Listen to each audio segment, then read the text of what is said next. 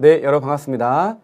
자, 2022년에 시행된 경비지도사 1차 시험 법학개론 기출해설 강의를 맡은 여성곤입니다. 법학개론에 대한 전반적인 분석, 이 기출 분석과 또 한문항 한문항에 대한 해설을 총 2강에 나눠서 진행하도록 할게요. 자, 그러면 어떻게 시행되었는지에 대한 개요부터 한번 같이 살펴보겠습니다.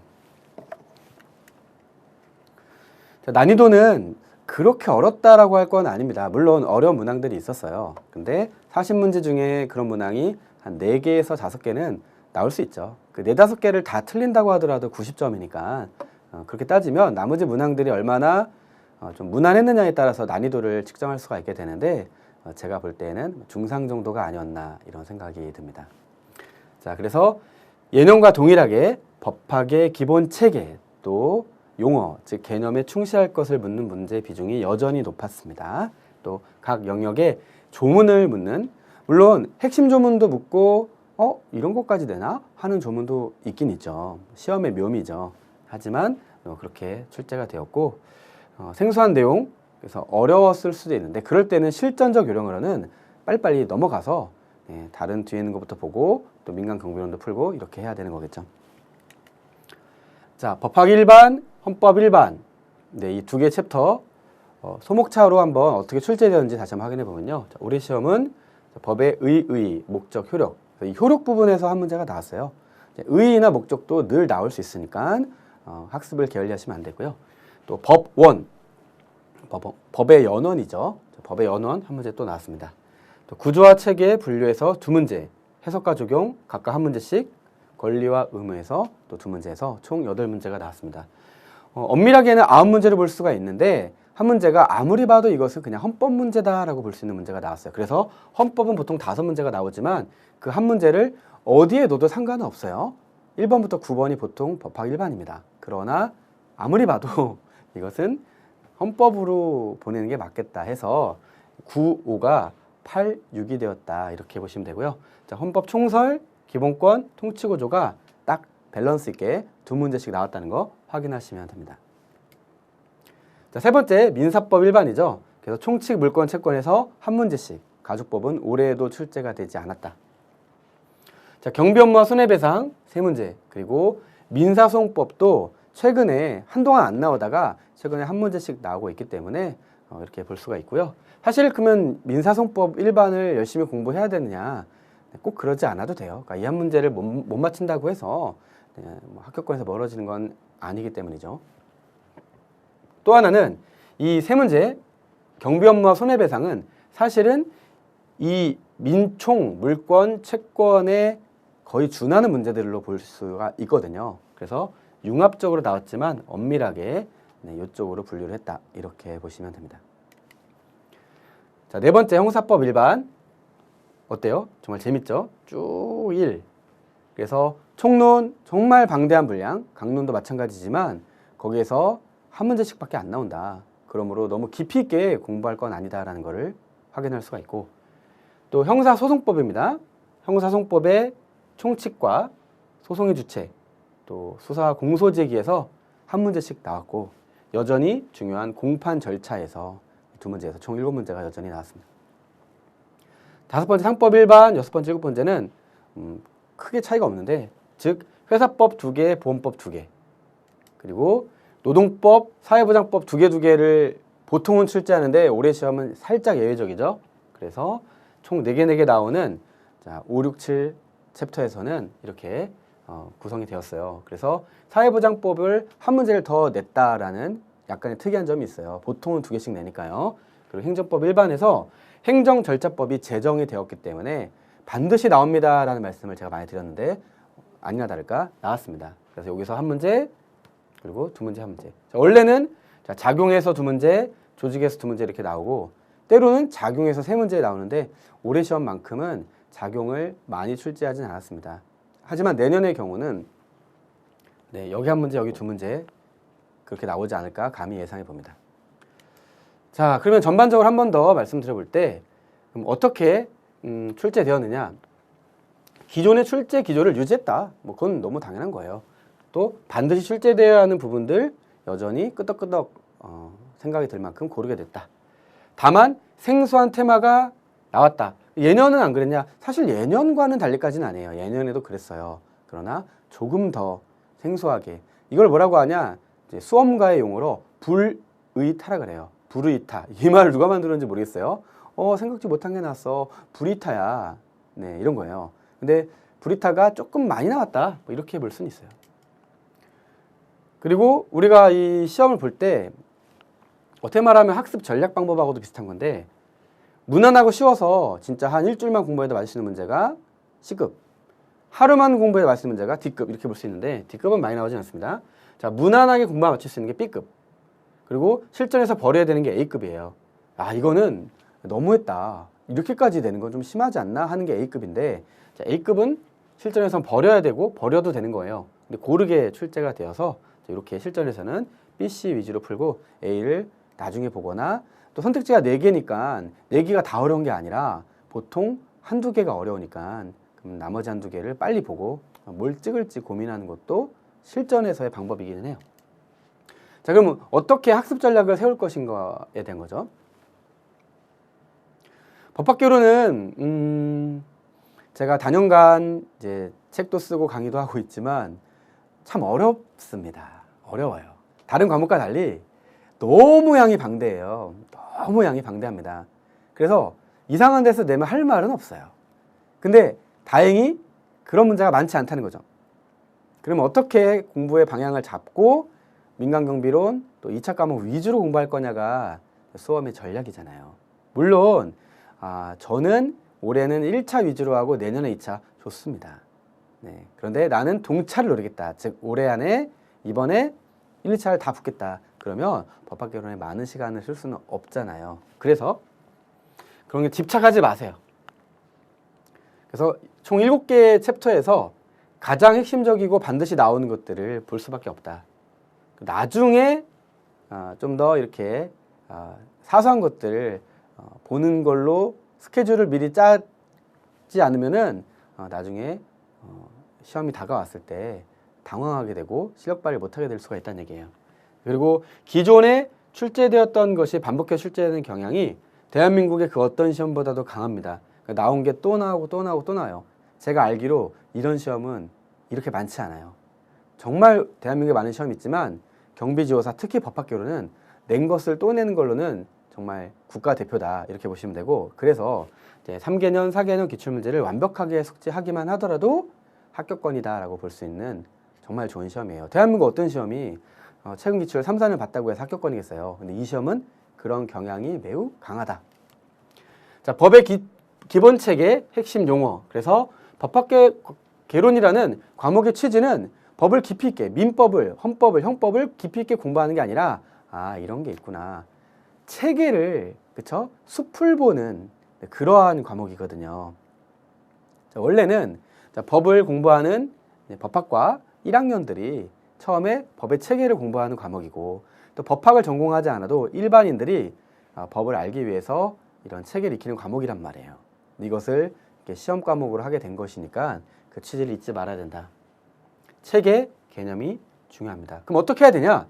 여러분이 이 교재를 보지 않고도 떠올릴 수 있고, 교재를 보지 않고 나가서 이런 칠판에 여러분이 쭉 쓸 수 있는 정도의 그런 공부를 하시는 게 좋다.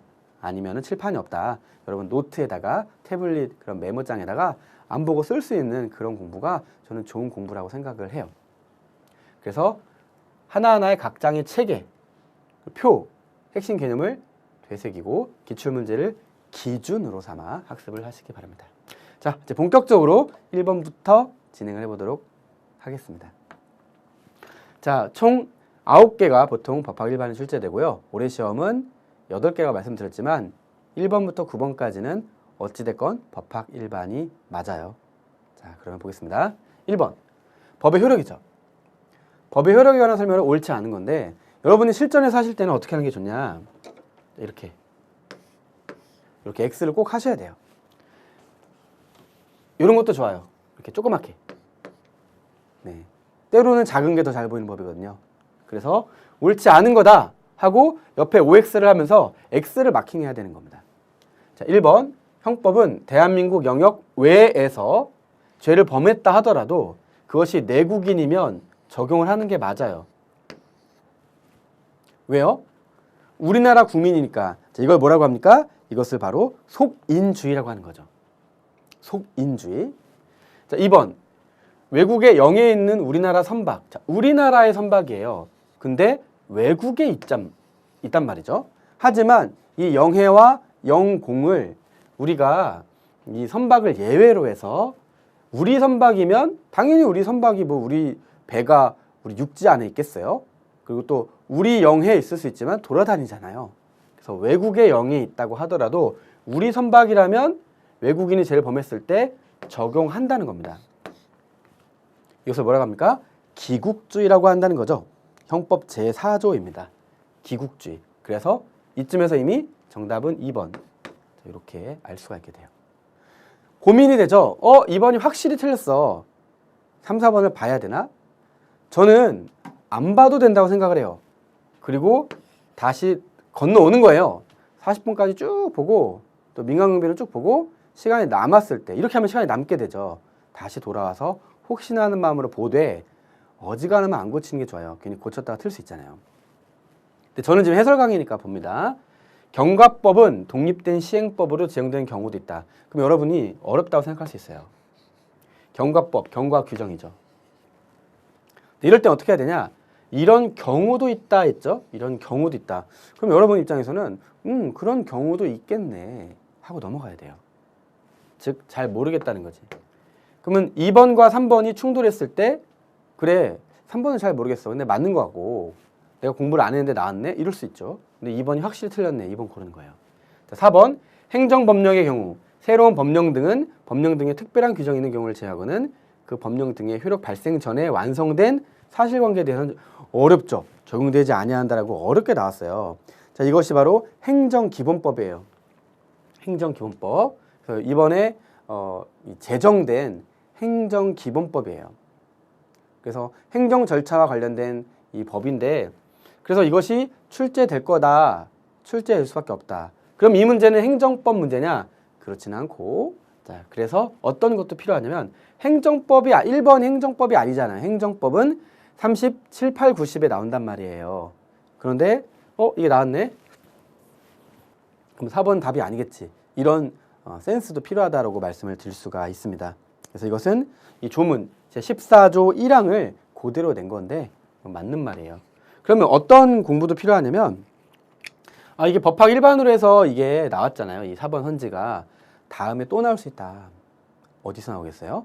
그때는 행정법에서 나올 수가 있는 거예요. 행정법 일반에서 이렇게 생각해 보시고 네, 문제를 정리하시면 좋지 않을까 합니다. 자, 2번입니다. 자, 법원에 관한 설명으로 옳은 것은 자, 그래서 1번 재정법의 경우 그 효력은 상위법이 하위법에 우선한다라고 되어 있는데 자, 재정법이에요. 그리고 상위법이 우선하겠어요? 하위법이 우선하겠어요? 당연히 상위법이 우선하죠. 그래서 정답은 1번이 되는 거예요. 마찬가지예요. 답 1번으로 나왔네? 넘어갈 거냐 말 거냐? 일단 넘어가는 게 맞다는 거예요. 1번이 너무 확실하네? 라는 거죠. 자, 2번 민법은 상사에 관하여 원칙적으로 아니죠. 너무 중요하고 너무 사소한 거죠. 그래서 상법이 있고 상법이 제일 먼저다 이렇게 볼 수 있고 그 다음이 상관습법. 네, 상관습법이 있다 이렇게 볼 수가 있죠. 자, 그 다음이 뭐예요? 그 다음이 민법이죠. 네, 이렇게 되는 구조입니다. 자, 그러다 보니까 이건 틀렸죠. 지금 2번은 이렇게 말하고 있는 거 아니에요? 틀린 겁니다. 자, 그 다음에 3번 일반적으로 승인된 국제법규라도 국회 비준을 거치지 않은 경우는 아니죠. 일반적으로 승인된 국제법규라면 이걸 면으로 고치는 거예요. 라면 네, 국내법 즉 법률과 같은 효력을 가지게 되니까 틀린 것이다 라는 겁니다. 그래서 이 2번은 이제 조문으로도 말할 수가 이 3번은 조문으로 말할 수 있죠. 헌법 6조 1항입니다. 네. 그 다음에 4번 관습헌법을 인정한 경우가 있었죠. 인정하지 않다가 틀렸습니다. 그래서 이 신행정 수도의 건설을 위한 특별조치법 위헌 확인 사건 제가 수업 시간에도 정말 너무 많이 얘기했던 그 얘기고 또다시 나왔다. 이렇게 보시면 되는 문제입니다. 자, 3번 법의 분류와 체계. 자, 1번 이 권리 의무의 발생, 변경, 소멸 등을 규정한 법은 뭐라 그래요? 실체법이라고 하죠. 실체법과 절차법 물어보는 쉬운 문제였어요. 상법은 민법의 특별법이다. 너무 쉽죠. 너무 쉬워요. 그래서 이것도 너무 쉬운 문제였어요. 자, 3번 민사성법은 공법이고 일반법과 특별법 충돌하면 당연히 특별법이 우선하지. 그래서 자, 틀렸습니다. 일반법 우선하다 틀렸죠. 네, 이렇게 보시면 돼요. 자, 4번 국회가 제정한 법률과 같은 지위에 효력이 있는 것은. 자, 그러면 여러분 이게 순간 헷갈릴 수가 있잖아요. 자, 그럴 때 어떻게 하는 거냐? 지우는 거예요. 법률, 자치법규라고? 말이 안 돼. 이것도 아니야. 이것도 아니야. 이거구나. 이렇게 고르는 방법이 있는 거란 말이에요. 그래서 정답 1번이 되는 거죠. 즉, 이 법 단계설에 의하면 제일 위에는 헌법 있잖아요. 그 밑에 법률이 있단 말이에요. 명령, 규칙, 그 다음에 자치법규 이렇게 되는 거죠. 그런데 이 중에서 자, 자치법규가 여기 있는 거고 시행령이 여기 있는 거죠. 규칙이 여기 있는 겁니다. 하지만 이 시행령에는 대통령령이 있고 또 국무총리령, 총리령, 각부 장관령 이렇게 있잖아요. 특별히 그 대통령령 이외에 또 뭐가 있냐면 대통령의 긴급명령이 있습니다. 그거는 어떻습니까? 법률과 같은 지위의 효력을 가지게 된다는 것이죠. 그것이 바로 이 76조 2항에 나와 있는 내용이에요. 그러니까 이 문제도 엄밀하게는 헌법 문제로 볼 수 있지만 이 정도는 그냥 법학 일반으로 볼 수도 있죠. 네. 그런 문제를 냈다 볼 수 있고요. 자, 5번 당사자의 이걸 뭐 보자마자 답이 나와야 되죠. 그러니까 이런 문제가 좀 쉬운 문제입니다. 그래서 당사자의 반증에 의하여 수도 없이 반복했습니다. 기본 강의 들으신 분들은. 그래서 추정이다. 그냥 알 수 있죠. 번복될 수 없는 것까지 알아야 되는데 그것이 바로 간주예요. 그러니까 추정과 간주를 구별해야 됩니다.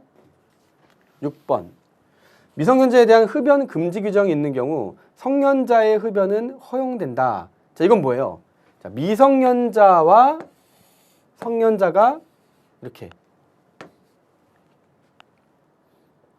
개념이 충돌하는 개념이죠. 이것을 모순 개념이라고 해요. 모순 개념. 논리적으로. 그래서 성년자가 아니면 미성년자, 미성년자가 아니면 성년자인데 그러다 보니까 거기에 집중해서 봤을 때는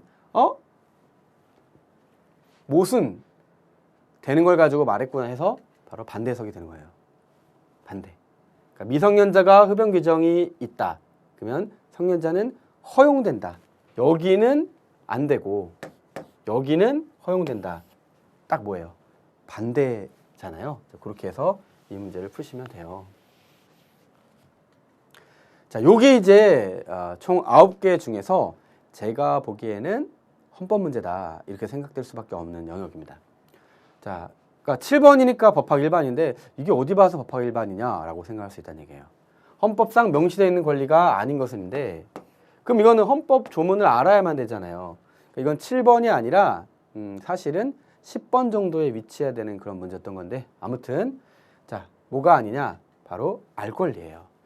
자, 청원권 어디 있습니까? 26조, 단체행동권 33조.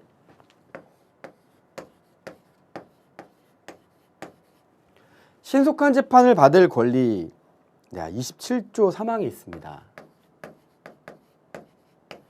그러니까 내가 조문을 완전히 외우지 못해도 헌법 130개 조문 중에 분명히 있었는데 아마 청원권과 알 권리가 헷갈리는 분도 있었을 것 같아요. 이거는 확실히 있다. 이것도 확실히 있다. 1, 2번 중에 고민 이럴 수도 있지만 청원권도 당연히 있죠. 알 권리가 명시는 안 돼 있구나. 이렇게 볼 수가 있는 거죠. 그래서 헌법재판소는 인정하고 있다. 즉 판례상 인정되는 권리이지만 사실 헌법에 알 권리라고 해서 딱 명시되는 게 아니다. 이렇게 풀면 되고 이 문제도 비교적 쉬운 문제라고 볼 수 있어요. 자, 그 다음에 8번. 권리와 의무를 통으로 묻는 문제가 하나 나왔어요. 9번은 의무만 묻는 문제가 나왔습니다. 자, 둘 다 쉬운 문제인데 1번 권리는 자연인만 행사할 수 있는 것이 아니죠. 법인도 있죠. 법인도 있어서 이렇게 된 거예요. 2번 사건을 권리의 작용에 따라 분류할 경우 해제권. 이것도 너무 많이 나온 거죠. 이 해제권이 뭐냐? 바로 형성권이니까 네, 청구권에 해당한다가 틀려서 정답이 2번이 되는 겁니다. 자, 그 다음에 3번 소유권은 완전한 권리죠. 사용의, 수익의, 처분에 뭐가 있다? 권능이 있다. 그렇죠? 전세권은 용익물권으로 사용, 수익, 권능만 있지 처분 권능 없어요. 내가 전세 살면서 그 집을 처분할 수는 없는 거잖아요. 하지만 내가 그 집에 내가 등기를 해서 내 집으로 되어 있다. 그럼 내가 소유권을 갖고 있는 것이고 나는 사용, 수익, 처분할 수 있죠. 권리 없이 마찬가지예요. 이러이러한 경우가 있다 그러면 100%는 아니죠. 그러나 그래 그런 경우가 있겠네 라는 거 생각하시면 돼요. 그래서 자, 수인 의무 뭐 등등이 있는데 수인 의무는 뭐예요? 내가 그냥 권리는 없어. 옆집에서 막 떠들어도 참는 거예요. 근데 그게 이 상인관계, 이웃과의 관계에서 임미시온이라 그러는데 임미시온은 너무 심하게 나를 방해하는 거예요.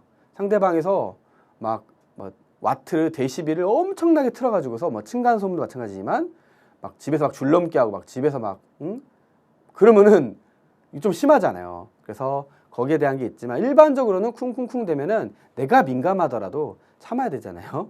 그걸 어디까지 참아야 되냐 문제는 변론으로 권리는 없잖아요. 근데 참는다. 그걸 수인 의무다. 이렇게 말하기도 한다는 얘기입니다. 하나 더. 자, 여기까지가 법학 일반인 겁니다. 자, 부작위 의무에 해당하는 거죠. 그러면 의무에는 사실은 부작위 의무랑 작위 의무가 있다라는 건데 사실 이거는 국어 문제라고 볼 수 있어요. 내가 해야 되는 의무가 작위 의무고 하지 않아야 되는 의무가 바로 부작위 의무인 겁니다. 그러면 하지 않아야 하니까 보자마자 답이 나오는 거예요, 사실은. 이 문제를 어렵다라고 생각하실 건 아니죠. 눈치예요. 해야 되는 의무, 즉 하는 의무와 하지 않아야 하는 의무인 거예요. 됐나요? 네. 자, 여기까지가 법학 일반에 대한 내용이었습니다. 좀 정리가 되세요? 어떤 문제가 좀 어려웠고 어떤 문제가 좀 쉬웠는지. 전반적으로 쉬웠죠. 여기에서 이 9문제에서 저는 득점을 많이 해야 된다고 늘 주장합니다. 그래서 기본 강의 할 때도 법학 일반을 조금 더 꼼꼼하게 설명을 드려요. 그리고 그 내용들이 뒤에 2장부터 7장까지의 연계가 되는 게 워낙 많아서 저는 법학 일반에 정말 진심을 담아 강의하는 편인데 실전에서도 도움이 되리라고 생각합니다. 자, 헌법 일반 보겠습니다. 헌법 분류 중 우리나라 헌법이 해당하지 않는 거, 즉 우리나라 헌법은 성문헌법이고 당연히 민정헌법이고 또 우리나라 헌법이 뭐냐라고 했을 때 우리나라 헌법은 우리나라 고유의 헌법이 아니라 다 이렇게 답습한 거예요. 그래서 이걸 개수라고도 하는데 모방적 헌법이다라고 볼 수가 있는 거죠. 모방적 헌법. 어쩔 수 없어요. 네. 그래서 뭐 어떤 지식적인 걸 떠나서도 그렇다. 그러면 연성헌법은 뭐랑 반대되는 거냐? 굳었다. 그래서 경성헌법하고 구별해야죠. 즉 우리나라 헌법은 128조에서 130조까지의 헌법 개정에 관한 규정을 따로 두고 있고 그 내용들을 읽어보면 헌법 개정이 정말 힘들다는 걸 알 수 있어요. 아주 복잡한 절차를 거쳐서야만 헌법이 개정됩니다. 그래서 헌법 분류 중 우리나라 헌법이 해당하는 것은 경성헌법이고 해당하지 않는 것은 연성헌법. 이렇게 풀면 된다. 이렇게 이해하시면 되겠습니다.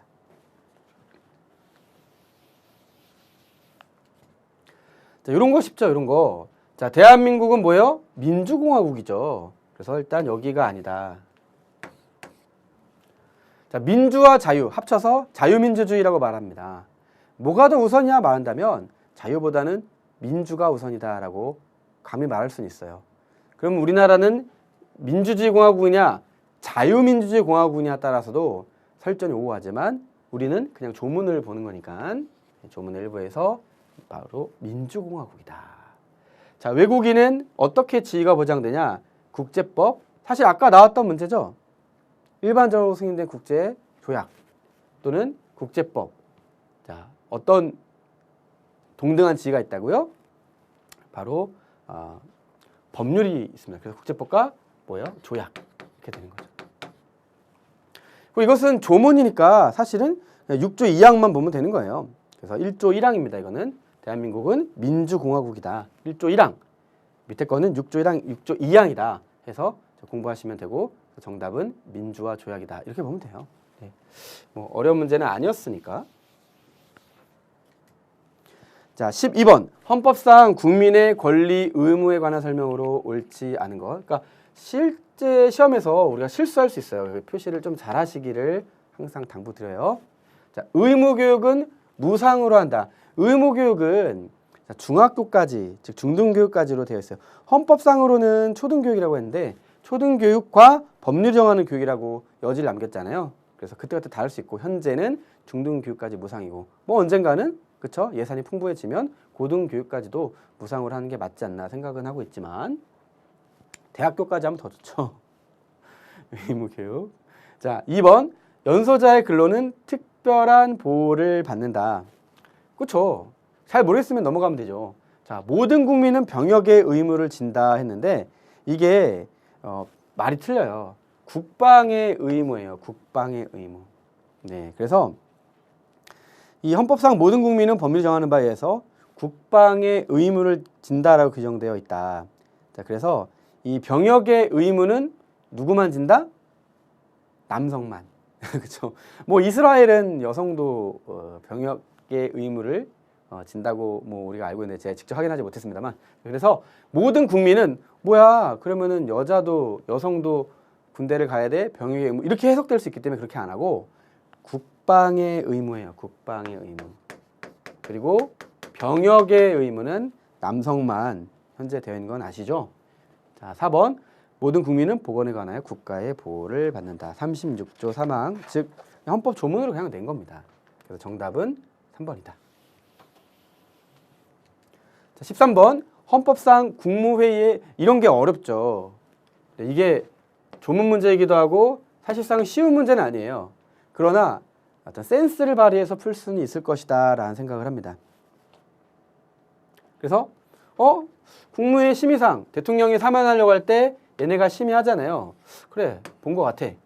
영전수여도 마찬가지인 것 같아. 여기서 고민되죠?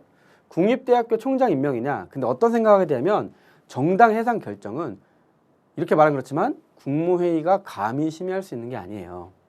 이것은 헌법 8조에 의해서 이 정당 해산 결정이라는 것이 딱 어떻게 말하면 정말 고착되어 있어요. 이것은 헌법재판소의 권한일 뿐이죠.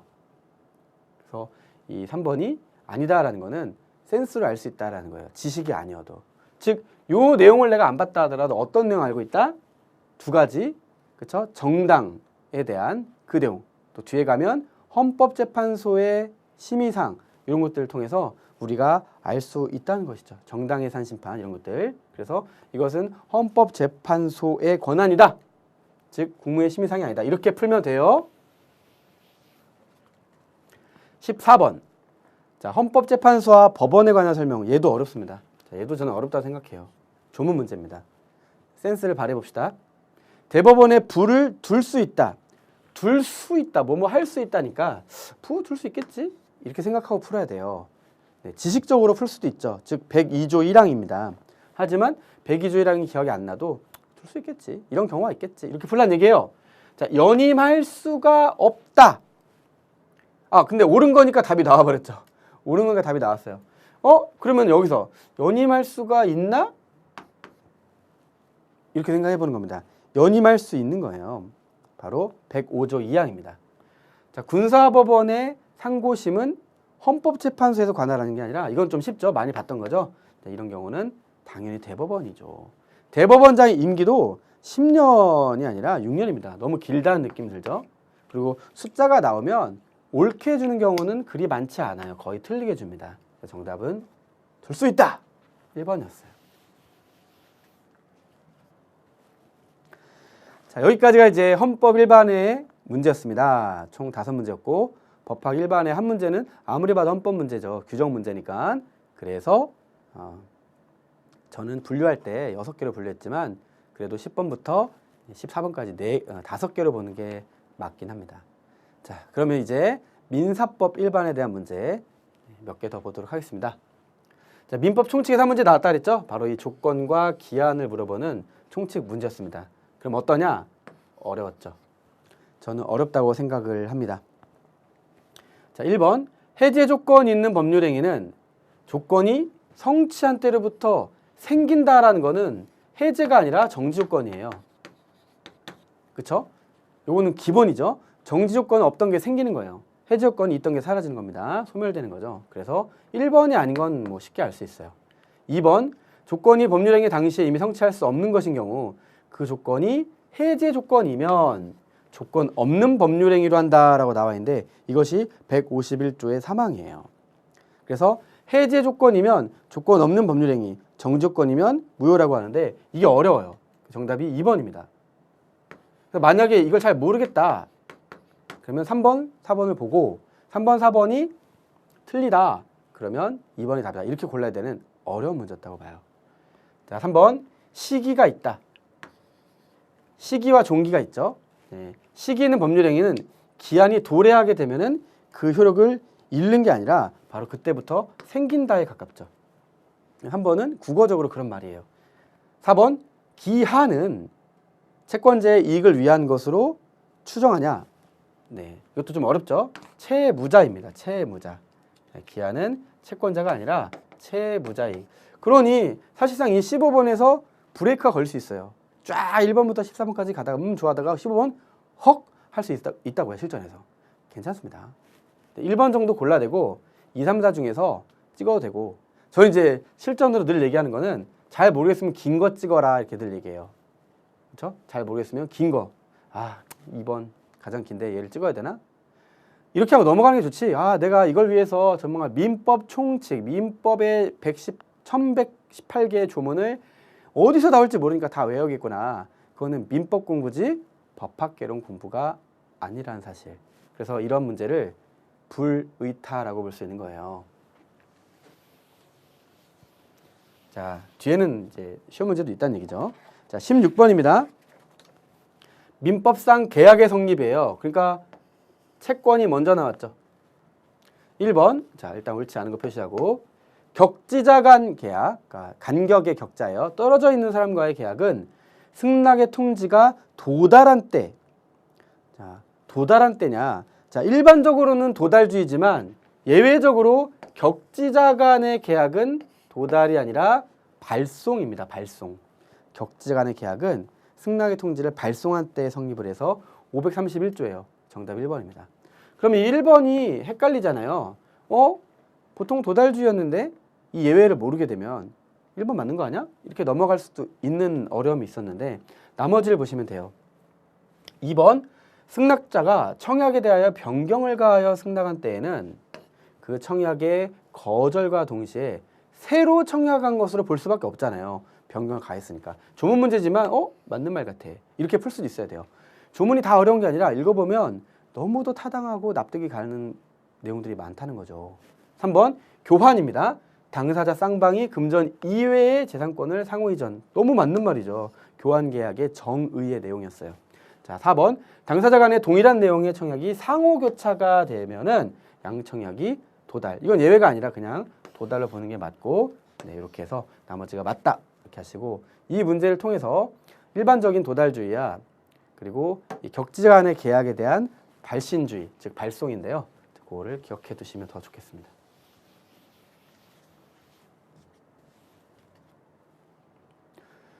자, 엄청 쉽진 않아도 그래도 무난무난한 문제라 볼 수 있는데 바로 부동산에 대하여 사용 수익을 할 수 있고 담보까지 있을 수 있다. 그게 뭐겠어요? 바로 전세죠. 전세. 전세라는 것은 일단 이건 너무 쉬워요. 그렇죠? 용익 물권, 즉 용익 권능이라고 하는 것은 일단 얘네들은 용익이 아니잖아요. 그래서 그냥 지울 수 있습니다. 얘네들은 다 담보예요. 그러니까 담보만 돼요. 그렇죠? 그래서 안 됩니다. 그럼 얘도 용익이 되지만 담보도 되느냐를 떠올려 봐야 되는 그런 문제였던 건데, 자, 전세권이란 건 뭐예요? 전세금을 내가 지급을 하고 다른 사람의 부동산을 점유해서 살고 있고 그 부동산의 용도에 따라서 사용, 수익하는 용익 물건이죠. 하지만 부수적으로는 내가 전세금이 있으니까 전세금을 내놔라. 줄 때까지는 나 이 집에서 안 나가겠다 할 수가 있잖아요.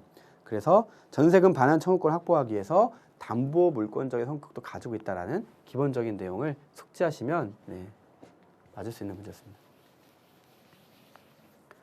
자, 이제 18번하고 19번은 이 경비계약에 대한 문제가 나오는 거죠. 그리고 20번까지도 그렇습니다. 이 세 문제는 바로 경비계약, 경비 업무에 대한 문제인데 사실 그렇게 어렵지가 않습니다. 18번, 건물의 소유자 갑이 경비업자 을과, 그렇죠? 갑과 을이 계약을 했고 다른 당사자가 일단 안 나와 있죠. 그래서 민법상 계약의 효력에 대한 설명 옳지 않은 건데 이 내용을 쭉 보니까 뭐예요? 바로 민법 총칙 문제인 거예요. 민법 총칙. 그래서 바로 무효와 취소를 묻는 문제인 겁니다. 그래서 1번, 선량풍속 기타 사회질서에 위반한 사항, 이건 무효죠. 2번, 통정 허위 표시다. 그렇죠? 통정하여 허위의 의사 표시다. 무효입니다. 자, 그러니까 무효를 외우지 말고 취소를 외우면 돼요. 취소. 취소는 사기강박 그리고 착오만 취소기 때문에 나머지 싹 다 무효예요. 그러니까 사기강박 취소가 아니니까. 자, 그래서 4번 사기. 그렇죠? 사기는 취소예요. 답은 3번 이렇게 되는 거죠. 맞는 거 3개 고르니까 답이 그냥 나옵니다. 뭐가 무효냐, 뭐가 취소냐. 자, 갑이 경비계약을 내용상 착오에 기하여 체결한 경우 갑에게 중대한 과실이 있다. 자, 중대한 과실이 있게 되면 어떻게 되느냐. 자, 이렇다면 취소할 수가 없다가 된다. 이렇게 이해하시면 되는 문제였다는 얘기죠. 자, 그 다음 19번입니다. 경비업자가 경비계약상 의무를 부주의로 위반해서 계약 상대방에게, 그렇죠? 계약 상대방에게 손해를 가했어요. 그럼 이걸 뭐라 그래요? 우린 크게 두 가지죠. 두 가지인데 불법행위 아니면 채무불이행인데 불법행위 아예 없어요. 그래서 2번이네. 너무 쉽게 고를 수 있었던 문제입니다. 자, 20번. 경비업자 X의 피용자 갑과 을이 통상적인, 여긴 글입니다. 자, 경비업자 X가 있고 자, 피용자가 갑과 을이 있어요. 그리고 행인 병이 있습니다. 그 말은 예를 들면 정이라고 하는 어떤 계약 주체가 있을 거예요. 여기는 안 나왔죠. 그냥 요 관계만을 묻고 있는 겁니다. 그래서 여기에 대한 통상적인 경비 업무를 하지만 여기랑 계약 관계가 없는 행인 병에게 부상을 입혔어요. 그러니까 불법행위 책임이구나라는 걸 먼저 생각해야 돼요. 자, 민법상 책임이 두 가지입니다. 채무불이행, 그렇죠? 계약 관계 있어야 돼요. 계약 관계가 없는 제3자, 즉 불법행위 이렇게 볼 수가 있다는 얘기죠. 자, 그런데 자, 어떻게 되냐면 갑과 을은 병에 대하여 일반 불법행위 책임을 지느냐. 일반 불법행위라고 봐야 되겠죠. 일단은 고의 또는 과실로 인한 위법행위로 타인에게 손해를 가했다. 자, 이런 거니까 뭐지? 뭐 그러겠지. 그다음에 2번 X가 갑과 을의 선임 및 사무감독 상당한 주의를 했다. 그럼 이 사용자 책임에 대한 문제인 건데 병에 대하여 상당한 주의를 했다 모르되 하지 않았다면 자, 여기한테 손해배상 책임이 당연히 있죠. 병은 X에 대하여 채무불이행 책임을 물을 수가 없어요. 왜요? 계약관계가 없으니까. 그래서 정답은 4번입니다. 자, 갑과 을은 자신의 과실 비율에 따라 손해 일부만을 병에 대하여 직접 배상하는 것이 원칙이냐가 아니라 이것은 바로 공동불법행위죠. 공동불법행위의 경우는 어때요? 연대하여죠. 연대하여. 네, 연대 책임이죠. 그러므로 이 각각이냐, 그렇죠? 직접이냐, 과실 비율에 따라 손해 일부만을이냐 이렇게 변형돼서 나왔는데 그것이 아닙니다. 바로 연대하여입니다. 그래서 갑과 을은 병에 대해 발생한 손해 전부에 대하여죠. 전부에 대하여. 일부만을이라고 나왔지만 전부에 대하여 연대하여 이렇게 봐야 되는 문제였던 것이죠. 자, 어떻습니까? 여기까지 봤을 때는 민법 조문을 묻는 뭐 헌법 조문을 묻는 직접적으로 묻는 그런 문제도 덜어 있었지만 전반적으로 풀만하네? 라는 느낌으로 1번부터 20번까지 중에서 15개 이상은 충분히 맞을 수 있고 맞아야 되는 그러한 수준으로 출제되었다고 볼 수가 있지 않은가 합니다. 자, 다음 시간에 21번부터 40번 마저 진행하도록 하겠습니다. 수고하셨습니다.